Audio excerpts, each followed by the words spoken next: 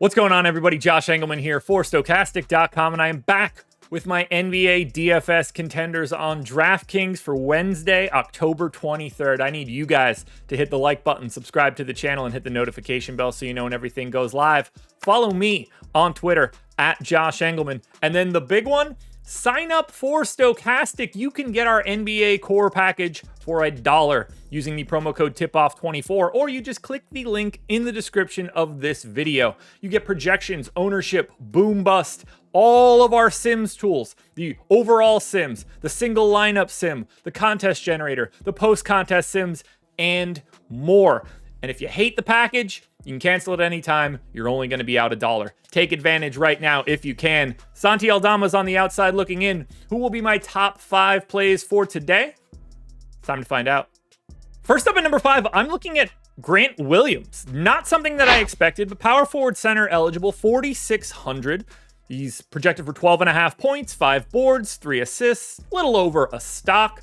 It's a decent enough spot. They're without Mark Williams today, so it's going to be Nick Richards at center. In theory, you can get a couple minutes of Grant Williams at the 5, but just missing another big, I think, sort of locks Grant Williams into around 30 minutes or more, and that feels pretty good to me.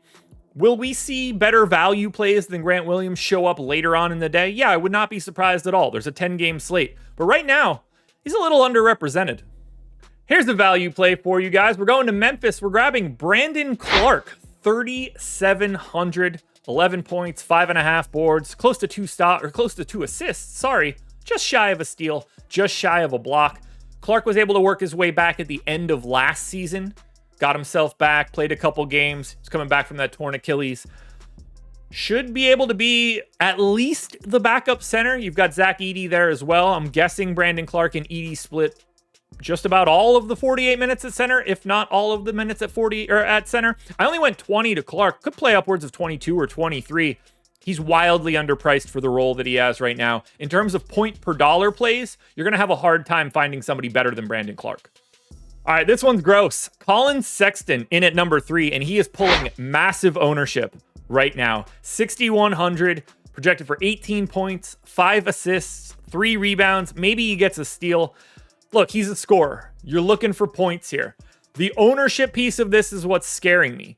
But the price tag for Colin Sexton looks good. Like, if you're playing a cash game, you're playing Colin Sexton today. In GPPs, I'm going to be honest, I'm not like super fond of it if he's really pulling 40% ownership on this slate. Maybe that comes down as the day goes on and that starts to normalize a little bit. And then he just takes his role as one of the 3 best plays on the slate. But as I look at it right now in GPPs, I would not be surprised at all if I end up lighter on Colin Sexton, even though he grades out really, really well. It's driving his ownership a little bit higher than I wanted to.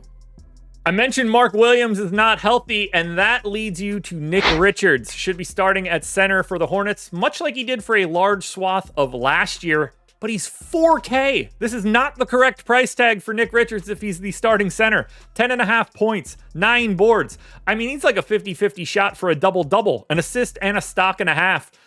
The obvious piece of this is the price tag. You're getting a starting center playing probably about 28 minutes today, at a price tag that just doesn't make sense for the role that he has.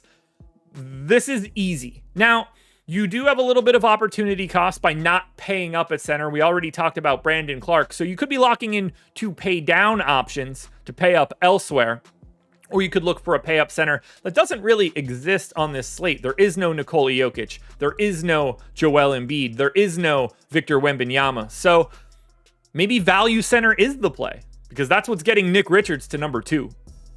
But the number 1 play for today resides in Toronto. That is Emanuel Quickley, 7,200, projected for 21 points, 6 assists, 4 boards, and a steal. He is not priced for the role that he has. No RJ Barrett in this one. No Kelly Olynyk in this one. And they're definitely missing somebody else. Oh, Bruce Brown also not playing. Quickley can do whatever he wants here. It's Quickley and it's Scotty Barnes.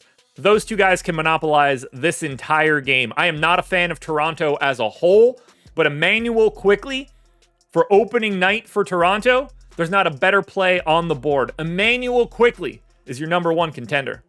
Folks, that's going to do it. those are your NBA DFS contenders for Wednesday, October 23rd. Don't forget, Tipoff24 is the promo code. Link in the description if you want to sign up. Get our core package for $1. Hit the like button on your way out the door. I'll see you guys tomorrow. Peep my Twitter if you're looking for the FanDuel version of this.